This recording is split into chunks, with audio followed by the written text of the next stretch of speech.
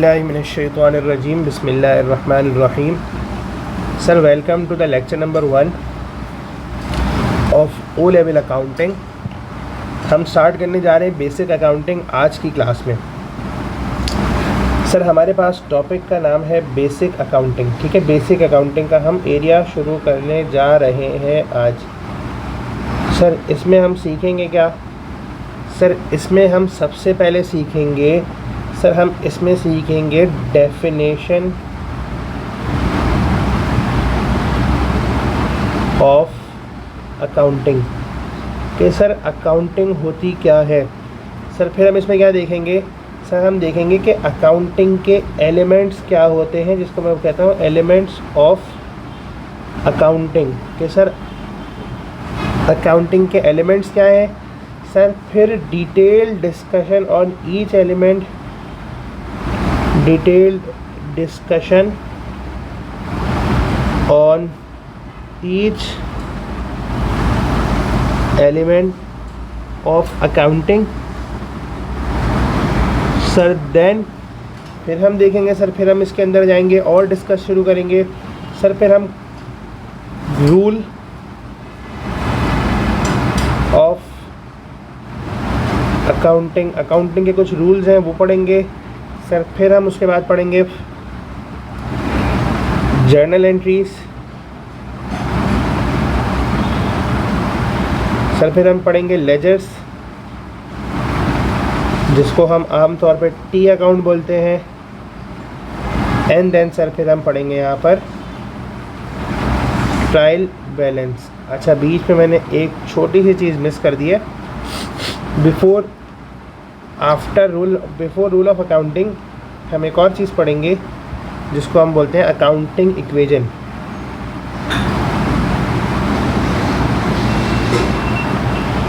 तो सर ये मेरे पास छोटी सी एक समरी है कि हम पूरे टॉपिक में क्या क्या चीज़ें देख रहे होंगे। ठीक है, अगर मैं इसको क्लासीफाई दूसरी तरह से कर दूं, इसको हम कर देते हैं इस तरह से A B C D E F G और H। सही है सर।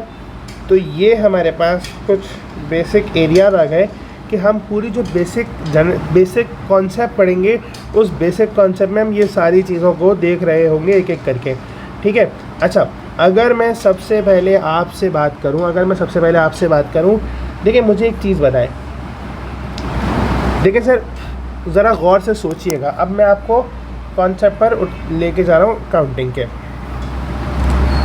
देखिए मुझे एक बात बताएं सबसे पहले। सर ये एक कंपनी है,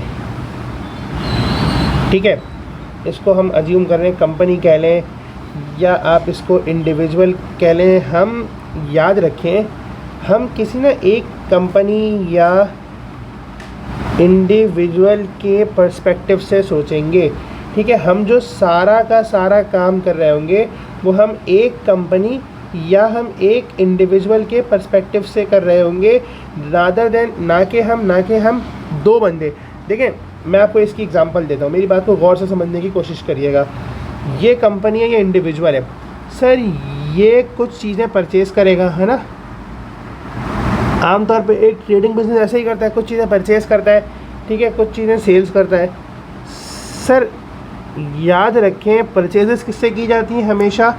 सर परचेजेस की जाती हैं आपके सप्लायर से। और सर सेल्स किसको होती है? सर सेल्स होती है कस्टमर को। तो सर मैं ना यहाँ पर सप्लायर के पर्सपेक्टिव से अकाउंटिंग करूँगा, सर ना मैं यहाँ पर कस्टमर के पर्सपेक्टिव से अकाउंटिंग करूँगा, मैं यहाँ पर इस बिज़नेस के पर्सपेक्टिव से अकाउंटिंग करूँगा। ये वाला बिज़नेस जो मेरे पास होगा, इस बिज़नेस के पर्सपेक्टिव से अकाउंटिंग करूँगा। हम इस बिज़नेस के अकाउंटेंट होंगे, आसान अगर मैं बात करूँ तो।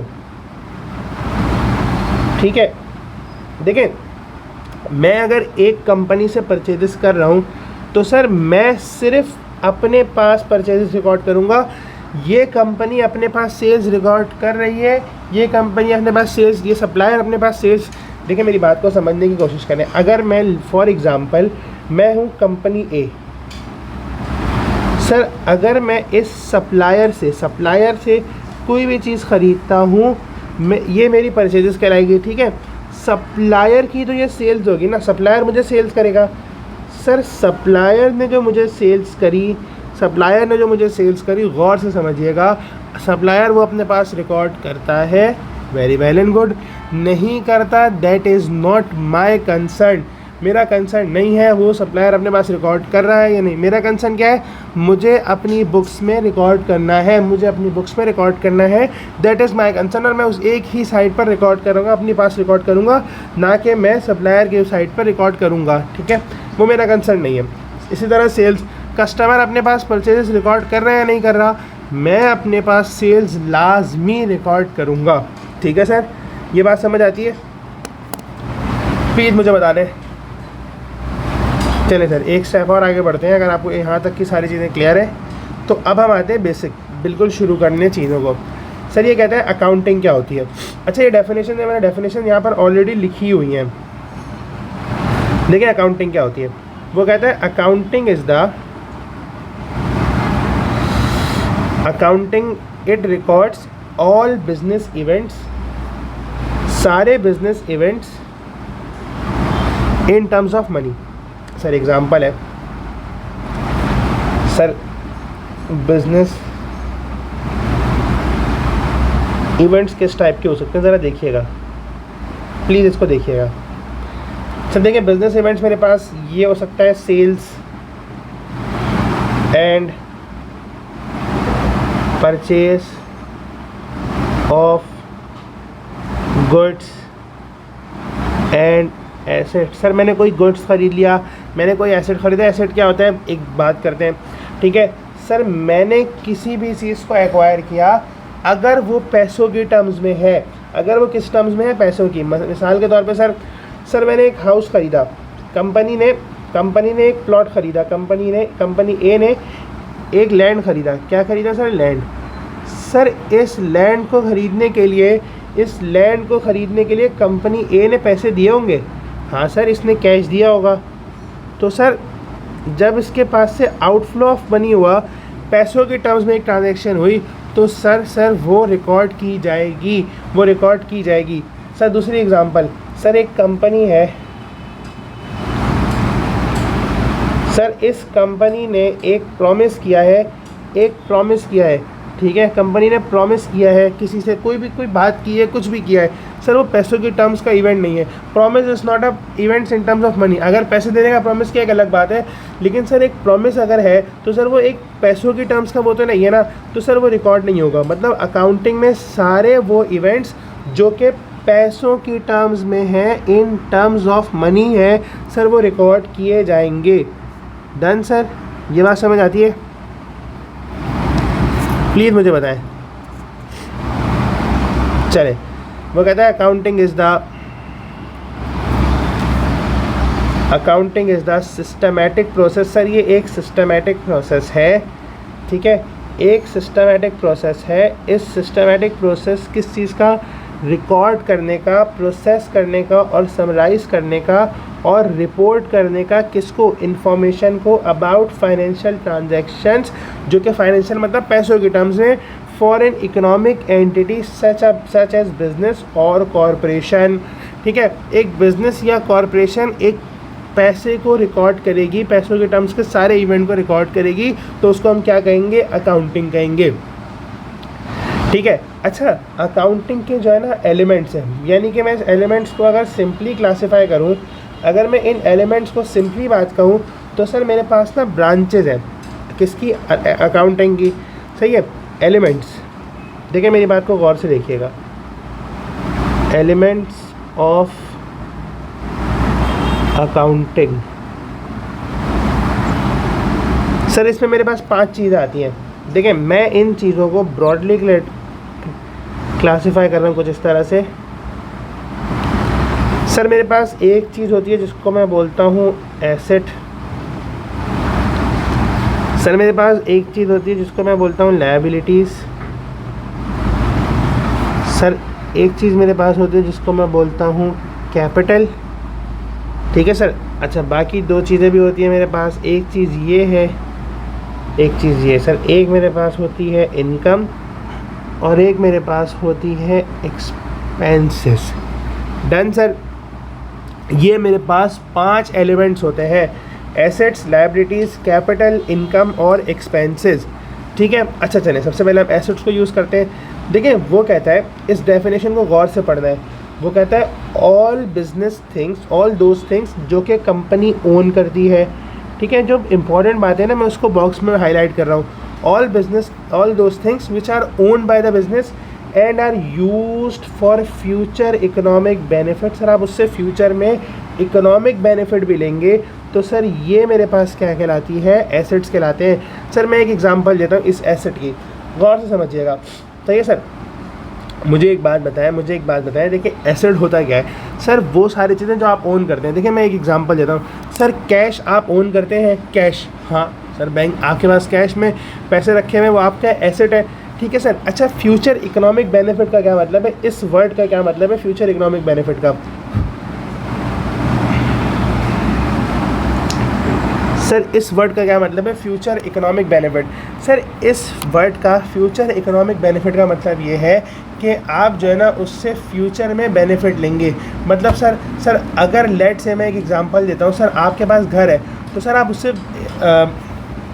बेनिफिट लेंगे ना, आप उसमें रहेंगे तो आपका रेंट सेव होगा, वो आपका एक फ्यूचर इकोनॉमिक बेनिफिट है, तो सर वो आपका क्या कहलाएगा, एसेट कहलाएगा। सर इसी तरह से आपके पास कैश है तो सर वो कैश आपके लिए फ्यूचर इकोनॉमिक बेनिफिट देगा ना। सर आज आपके पास है हैंड में, आज आपके पास है, उसकी ओनरशिप आपके पास है। देखें दो प्रॉपर्टीज होना ज़रूरी है सर, एक तो आप उसको ओन करते हो और दूसरा वो आपको फ्यूचर में इकोनॉमिक बेनिफिट दे। सर ये दो चीज़ें बहुत ही ज़्यादा ज़रूरी है किसी भी चीज़ को एसेट की क्लासीफाई करने के लिए, ठीक है। ओनरशिप और इकोनॉमिक बेनिफिट।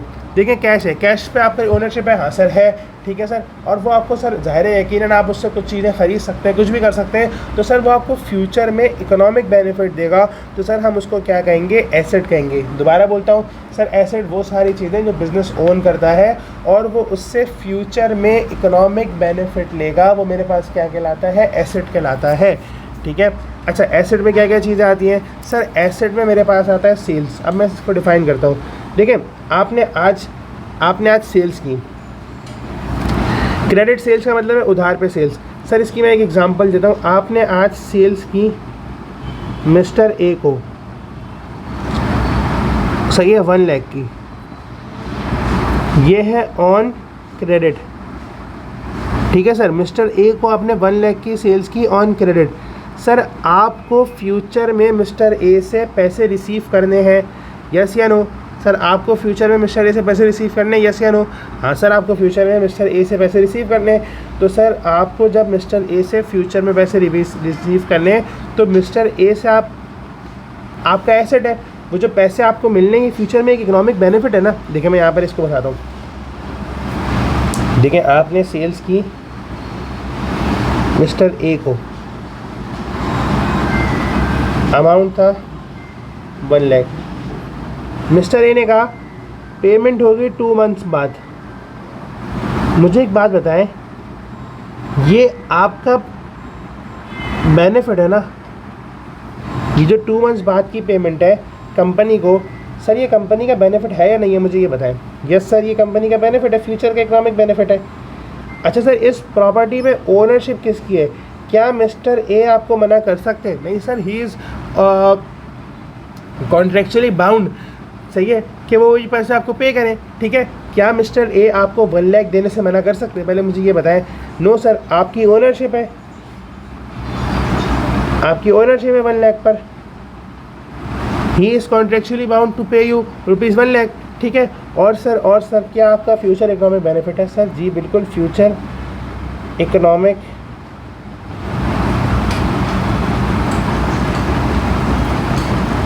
इकोनॉमिक बेनिफिट भी है, यस सर, दोनों चीज़ें हैं।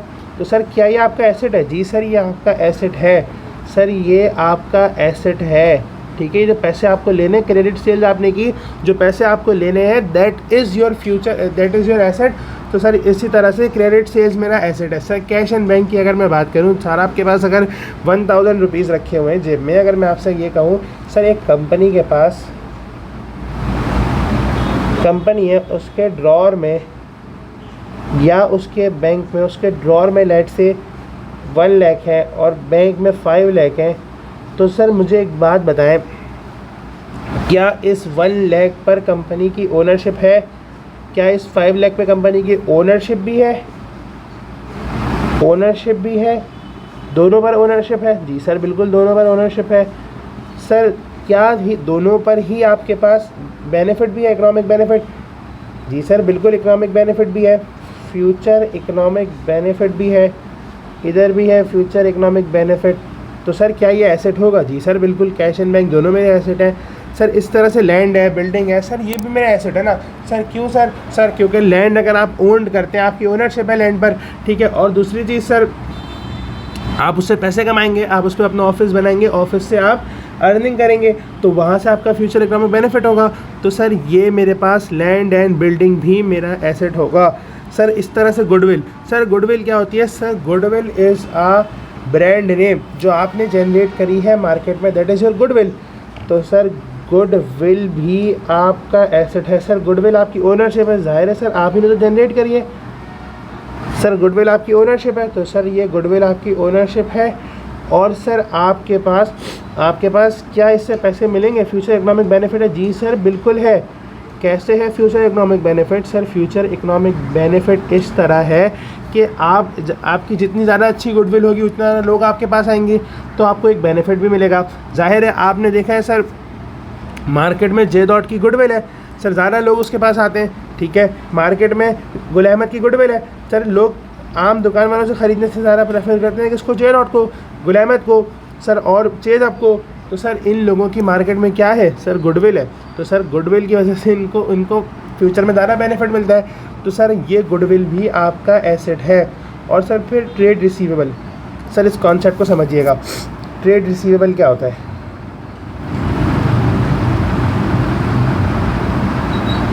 ट्रेड रिसीवेबल, सर ये ट्रेड रिसीवेबल क्या होता है? सर ये एक कंपनी है, कंपनी ए। सर इस कंपनी ने सेल्स की मिस्टर एक्स को, ठीक है। अच्छा ये सेल्स किस पे हुई? सर ये सेल्स हुई ऑन क्रेडिट, उधार पर सेल्स कर दी, ठीक है। सर अमाउंट था सेल्स का 50,000। तो सर मिस्टर एक्स ने कहा यार मैं आपको 6 मंथ में पे कर दूंगा। सर क्या मिस्टर एक्स ऑब्लाइज्ड है? क्या मिस्टर एक्स ऑब्लाइज्ड है कि वो आपको पैसे पे करेंगे 6 मंथ टाइम में 50,000? Yes sir, he is obliged. Sir क्या आपका कॉन्ट्रेक्चुअली राइट है? क्या आपका कॉन्ट्रेक्चुअली राइट है कि आपको 6 मंथ में पैसे मिलने चाहिए? जी सर बिल्कुल आपका राइट है। सर आपके पास इस चीज़ की ओनरशिप किसके पास है? सर ओनरशिप कंपनी के पास है इन पैसों की, ठीक है। और सर फ्यूचर में बेनिफिट किसको मिलेगा? फ्यूचर में इकोनॉमिक बेनिफिट किसको मिलेगा? सर वो भी आपको मिलेगा। सर कैसे फ्यूचर में इकोनॉमिक बेनिफिट मिलेगा? सर आपको पैसे मिलेंगे। तो सर ओनरशिप भी है और आपके पास बेनिफिट भी है। तो सर ये आपके पास मिस्टर एक्स से जो आपके पास 50,000 ले रहे हैं, that is considered to be an asset of the company है, that is considered. So the amount received, देखिए ये अमाउंट आपके पास रखा हुआ नहीं है, कंपनी के पास ये अमाउंट रखा हुआ नहीं 50,000। ये किसके पास है मिस्टर एक्स के पास है। किसका? कंपनी का है। कंपनी का उस पर राइट है कि वो कंपनी पैसे रिसीव करेगी 6 महीने बाद। अगर वो नहीं दे रहे तो कंपनी सू कर सकती है उनको। तो सर दैट इज़ वाई हम ये कहेंगे कि यार कंपनी की ओनरशिप भी है और कंपनी का बेनिफिट भी है, तो कंपनी इसको रिकॉर्ड करेगी। कहता है अमाउंट विच अ कंपनी, देखें इसकी डेफिनेशन क्या है, amount which a company is expect to collect from its customer. Sir आप कस्टमर से लेंगे for goods and services sold them on credit. Sir जो आपने उनको उधार पर सामान बेचा है, जो उनसे पैसे मिलेंगे वो हमारे पास क्या कहलाते हैं? Trade receivable. सही है सर। अच्छा फिर वो कहता है एसेट की 2 टाइप्स होती हैं। वो हमारे पास कहते हैं there are 2 types of asset.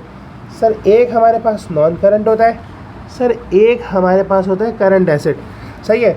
इसकी एग्जांपल क्या है, वो कहता है ऑल दोज एसेट्स, सारे वो एसेट जो बेनिफिट देंगे आपको more than one accounting period, एक जिनका बेनिफिट एक अकाउंटिंग पीरियड से ज़्यादा है, and is acquired with the intention not to resale. देखिए सर इसको समझने की कोशिश करिएगा। सर वो कहता है ऐसे सारे एसेट्स जो कि आपको फ़ायदा पहुंचाएंगे एक साल से ज़्यादा, जिनका फ़ायदा आपको मिलेगा एक साल से ज़्यादा, ऐसे बेनिफिट्स जिनका फ़ायदा आप रिसीव करेंगे एक साल से ज़्यादा। देखिए मैं इसकी एक आसान से एग्जांपल देता हूँ। देखिए नीचे लिखी हुई भी है लैंड। सर लैंड आप क्या 2-3 महीने के लिए ख़रीदते हैं? नहीं सर, आप सालों साल के लिए ख़रीदते हैं, 20 साल 30 साल 40 साल के लिए लैंड ख़रीद रहे होते हैं। तो सर इसका बेनिफिट क्या एक साल के लिए? नहीं सर, इसका benefit more than one accounting period है। ठीक है, अकाउंटिंग पीरियड क्या होता है सर वो देखते हैं थोड़ी देर में जाकर, आगे हम इसको डिस्कस करेंगे। अभी आप ये समझें एक साल, बस एक साल, सारे वो एसेट जिनका बेनिफिट एक साल से ज़्यादा है। सर देखिए बिल्डिंग, क्या कोई बंदा बिज़नेस के लिए बिल्डिंग एक साल के लिए एक्वायर करता है? नहीं सर, बिल्कुल भी नहीं। सर वो कहता है कि यार मैं 5 साल 10 साल इस पर काम करूंगा, उसका बेनिफिट 10 साल से एक साल से ज़्यादा होगा, मोर देन 1 ईयर होगा। तो सर ये सारे एसेट क्या क्लासीफाई होंगे? As non current asset classify किए जाएंगे। ठीक है। और सर जाहिर है, देखिए मेरी बात को गौर से सुने, एक बंदा लैंड खरीदेगा, बिल्डिंग खरीदेगा, तो क्या वो इस इंटेंशन से खरीदेगा कि मैं रीसेल करूँगा, मैं लैंड की सेल परचेज़ करूँगा? हाँ, उसका अगर प्राइमरीली बिजनेस का पर्पस यही है लैंड को रीसेल करना, लैंड को परचेज़ करना, सेल करना, वो एक अलग बात है। लेकिन अगर अदर देन दैट इस रियल इस्टेट का बिज़नेस है, अगर other than real estate business है, तो उनका प्राइमरीली बिज़नेस ऑब्जेक्टिव ये तो नहीं होता ना कि वो लैंड को परचेज़ करेंगे, सेल करेंगे। नहीं, उनका इंटेंशन रीसेल के लिए नहीं होता, उनका इंटेंशन बिल्डिंग के लिए रीसेल नहीं होता। उनका इंटेंशन होता है कि हम इससे रेवेन्यू जनरेट करेंगे, प्रॉफिट कमाएंगे बैठ के। कैसे कमाएंगे रेवेन्यू, कैसे जनरेट करेंगे? सर ऑफिस होगा तो उसमें वर्कर बिठाएंगे, तो काम होगा तो रेवेन्यू जनरेट होगा। तो सर इस वजह से हम क्या कहते हैं, नॉन करंट एसेट हमारे पास वो एसेट्स होते हैं जिनका फ़ायदा मुझे एक साल से ज़्यादा होता है, और सर मेरी उन एसेट को लेकर इंटेंशन ये नहीं होती कि मैं इसको रीसेल करूँगा। अगर मैं रीसेल करूँगा तो जाहिर है, अगर मेरी इंटेंशन उनको रीसेल करने के लिए है तो वो फिर मेरे पास करंट एसेट होंगे, क्योंकि मैं तो 1-2 महीने में बेच दूँगा। ठीक है, तो उसका बेनिफिट तो मुझे एवन अकाउंटिंग पीरियड से ज़्यादा मिल ही नहीं सकता। तो फिर मैं उसको क्या क्लासीफाई करूँगा? मैं उसको क्लासीफाई करूँगा एज करंट एसेट। तो सर मैं कंक्लूड करता हूँ, सर ऐसे एसेट जिनका benefit more than one accounting period है वो मेरे पास क्या कहलाएंगे? Non current asset. ठीक है, और ऐसे एसेट जिनका benefit less than one accounting period है वो मेरे पास क्या कहलाएंगे? Current asset. Non current asset की डेफिनेशन क्या होगी?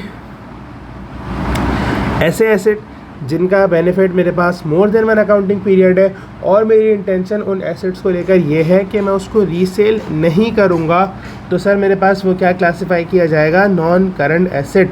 ऐसे एसेट जो मेरे पास एक साल से कम के लिए हैं वो मेरे पास क्या कहलाएंगे? Current asset. रीड करते हैं इसको भी। कहता है all the assets which benefit are obtain during one accounting period, एक साल के अंदर अंदर सारा बेनिफिट ऑब्टेन कर लिया जाएगा, और that can be converted into cash during an accounting period. और सर आप उसको कैश में कन्वर्ट करेंगे एक साल के अंदर अंदर। ठीक है सर। अब जैसे ट्रेड रिसीवेबल है, सर आम तौर पे एक साल से ज़्यादा का तो क्रेडिट कोई देता ही नहीं है। ठीक है सर, तो मैं इसमें क्या लिखूँगा? ये क्या है मेरे पास? करंट एसेट है एक साल के अंदर अंदर। सर बैंक को मैं यूज़ कर लूँगा एक साल के अंदर अंदर। कैश हो गया सर मेरे पास, इन्वेंटरी हो गई। इन्वेंटरी क्या होती है सर? इन्वेंटरी क्या होती है सर? मेरे पास जो चीज़ें मैं रीसेल पर्पज़ के लिए ख़रीदता हूँ, क्या चीज़ें हो गई सर? अगर फॉर एग्जांपल मैं इम्तियाज़ बिज़नेस हूँ, मैं एक सुपर मार्केट हूँ, या तो मैं अज्यूम करें मैं एक इम्तियाज़ स्टोर हूँ, तो सर मेरे पास इन्वेंटरी क्या होगी सर? वो ग्रेन्स वगैरह, सही है, राइस वगैरह, सर ये सारी चीज़ें मेरे पास क्या होंगी? मेरी इन्वेंट्री होंगी। ठीक है, क्योंकि मुझे रीसेल करनी है। और सर मेरे पास नॉन करंट एसेट क्या होंगे सर? वो मेरे पास मशीन्स हो गई, काउंटर्स हो गए, रैक्स हो गई। ठीक है, मुझे उसका बेनिफिट एक साल से ज़्यादा लेना है, तो मेरे पास नॉन करंट एसेट में चले जाएंगे। करंट एसेट में मेरे पास क्या आ जाएंगी सर? मेरे पास करंट एसेट में वो चीज़ें आ जाएंगी जो कि मेरे पास less than one accounting period, यानी कि जो हमारे पास राइस वगैरह एक्सेट्रा, ये सारी चीज़ें आ जाएंगी।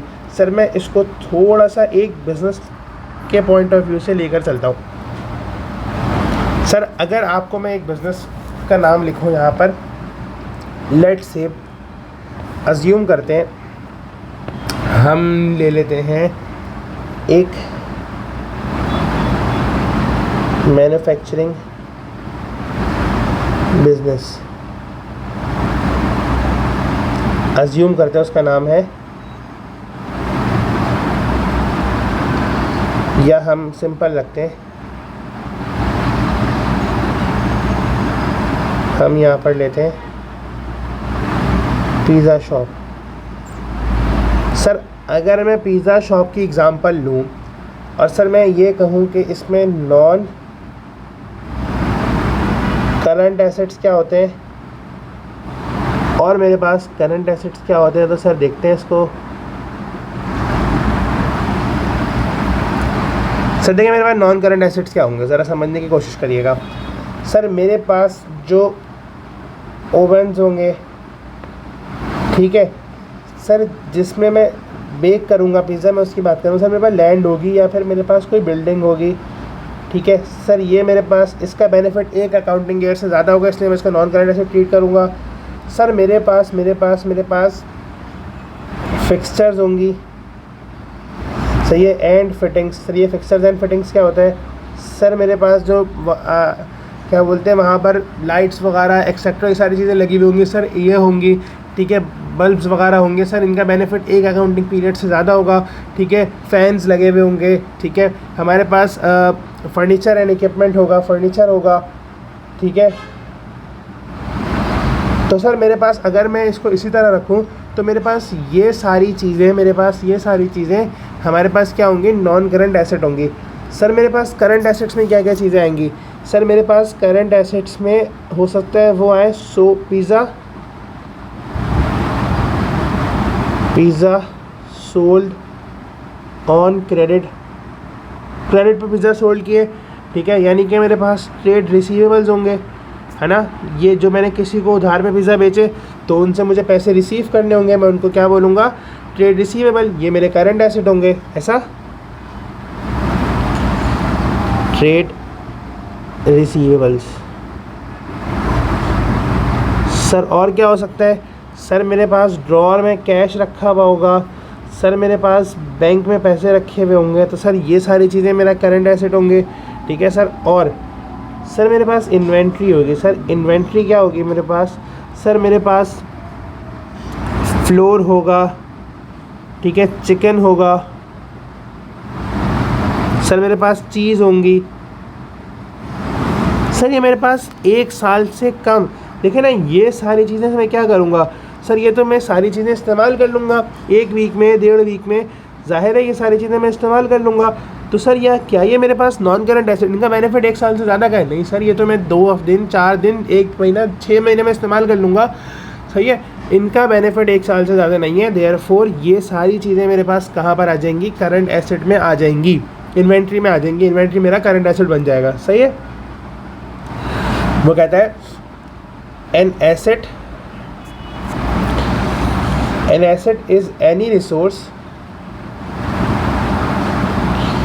एसेट एक ऐसी रिसोर्स है owned and controlled by a business, जो कि बिजनेस ओन करता है और कंट्रोल करता है, दैट हैज़ इकोनॉमिक वैल्यू, जिसकी इकोनॉमिक वैल्यू भी है, and is expected to provide future benefit, और फ्यूचर में बेनिफिट प्रोवाइड करेगा। एसेट टेंजिबल भी हो सकता है, एसेट इनटेंजिबल भी हो सकता है। टेंजिबल में क्या होगा सर, इक्विपमेंट हो गया या कैश हो गया, ठीक है, नॉन फिजिकल लाइक पेटेंट हो गया या कॉपीराइट हो गया। सर पेटेंट क्या होता है, कॉपीराइट क्या होता है? सर इंटेंजिबल एसेट आपके कोर्स में नहीं है, ठीक है, मैं बता देता हूँ सर। देखिए आमतौर पर गुडविल है, वो आपका एक इंटेंजिबल एसेट है, ठीक है, अभी हमने डिस्कस किया, ठीक है सर। अच्छा उसके बाद क्या है सर, उसके बाद है हमारे पास, अच्छा, करंट एसेट्स और नॉन करंट एसेट्स पे देख लेते हैं। कहता है current assets are expected to be converted to cash और used up within 1 year. ये क्या कहलाता है मेरे पास, करंट एसेट कहलाता है। Funding short term needs and including examples like cash, accounts receivable और accounts payable, cash, account receivable and inventory. Sir ये सारी चीज़ें मेरे पास कहाँ पर आएंगी, करंट एसेट में। मैंने अभी ऊपर रिसीव बढ़ भी लिया, अकाउंट रिसीवेबल, ट्रेड रिसीवेबल एक ही बात है। नॉन करंट एसेट क्या होता है सर? वो कहते हैं non current asset are also called fix asset are long term assets resources used for future revenue generation. Future में मैं पैसे कमाने के लिए इस्तेमाल करूँगा। देखिए मैं पिज़्ज़ा का ओवन किस लिए इस्तेमाल करूँगा सर? वो मैं ओवन इसलिए इस्तेमाल करूँगा कि सर मैं उससे पैसे कमा सकूँ फ्यूचर में, है ना। सर मैं लैंड एंड बिल्डिंग किस लिए इस्तेमाल कर रहा हूँ? रेवेन्यू जनरेशन के लिए। फिक्सचर एंड फिटिंग्स किस लिए इस्तेमाल कर रहा हूँ? रेवेन्यू जनरेशन के लिए। फर्नीचर किस लिए इस्तेमाल कर रहा हूँ? रेवेन्यू जनरेशन के लिए। रेवेन्यू जनरेशन के लिए इस्तेमाल किया जाएगा and are is not easily converted. और सर ये ईजली नहीं कन्वर्ट होगा कैश में and will be held for longer than 1 year. और मैं इसको 1 साल से ज़्यादा रखूँगा। Such as property plant and equipment and intangible assets. ठीक है सर, आ जाए आगे बढ़ते हैं। सर मेरे पास है लायबिलिटीज़। यहाँ पर मेरा एसेट्स का कॉन्सेप्ट हो गया कवर। सर फिर मेरे पास है लायबिलिटीज़। सर लायबिलिटीज़ क्या होती है? लायबिलिटीज़ बिजनेस पर सारे ड्यूज़ जो भी बिजनेस को पे करना है वो बिजनेस की लायबिलिटी है। वो कहते हैं liabilities are obligations that a company owes to other classified as either to other. Business जो भी ओ करेगा वो लायबिलिटीज़ है। क्लासिफाई की जाएगी करंट के तौर पर और नॉन करंट के तौर पर। करंट लायबिलिटी और non current liabilities, there are 2 types of liabilities, current और नॉन करंट लायबिलिटीज़। ठीक है सर, करंट और non current based on their due date. जो आपको विद इन 1 अकाउंटिंग पीरियड पे करनी है वो मैं जो विद इन 1 अकाउंटिंग पीरियड पे करनी है वो करंट लायबिलिटी, और जो आफ्टर 1 अकाउंटिंग पीरियड पे करनी है वो non current liability. Current liabilities are those due within 1 year और 1 operating cycle such as accounts payable and short term loan. Sir accounts payable क्या होते हैं अभी देखते हैं। नॉन करंट लायबिलिटी क्या होती है सर? ऐसी लायबिलिटीज़ जो कि लॉन्ग टर्म होती है, जो मोर देन 1 अकाउंटिंग ईयर के बाद पे होनी है।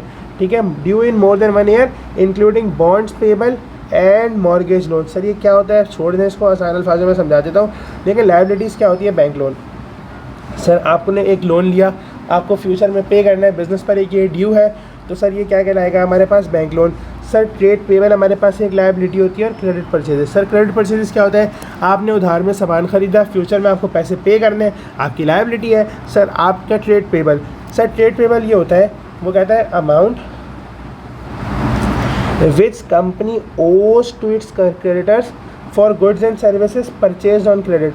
सर जो आपने क्रेडिटर पे ओ किए हुए हैं, जो आपने सामान खरीदा ऑन क्रेडिट, अब आपको पैसे देने, तो वो क्या कहलाएगा? Trade payable. आपने सामान सेल किया कस्टमर को ऑन क्रेडिट, ट्रेड रिसीवेबल। आपने सामान खरीदा ऑन क्रेडिट, ट्रेड पेबल।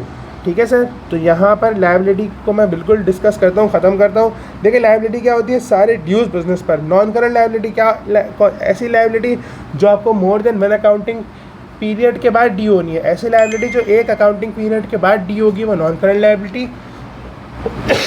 और ऐसी लायबिलिटी जो लेस देन 1 अकाउंटिंग पीरियड के बाद ड्यू होगी वो क्या कहलाती है? वो कहलाती है करंट लायबिलिटी। क्लियर? एक स्टेप और आगे बढ़ूँ? चले सर एक स्टेप और आगे बढ़ते हैं। अब हम चलते हैं कैपिटल पर। वो कहता है कैपिटल क्या होता है? सर वो कहता है सारी इन्वेस्टमेंट जो ओनर ने की, जो ओनर ने बिज़नेस में इन्वेस्टमेंट की वो कैपिटल। जो ओनर ने बिज़नेस में इन्वेस्टमेंट की वो क्या कहलाएगी? Capital. All investment by the owner वो हमारे पास कैपिटल कहलाएगी। ड्राइंग क्या होती है? अगर ओनर विड्रॉ कर रहा है तो वो हमारे पास क्या कहलाएगी? ड्राइंग। फिर सर वो कहता है एक्सपेंसेस। सर देखें वो कहता है एक्सपेंसेस क्या हो सकते हैं? एनीथिंग आपने जो पे की है अगेंस्ट सर्विस रिसीव। आपको कोई सर्विस मिली, आपने उसके अगेंस्ट पैसे पे किए, वो आपका एक्सपेंस होगा। या फिर आपने कोई गुड्स परचेज़ की या सर्विस मिली, तो सर क्या होगा? एक्सपेंस होगा। इलेक्ट्रिसिटी सर्विस कंज्यूम की थी, ठीक है सर, क्या हुआ? सर एक्सपेंस हो गया। सर आपका रेंट है, सर आपने क्या किया?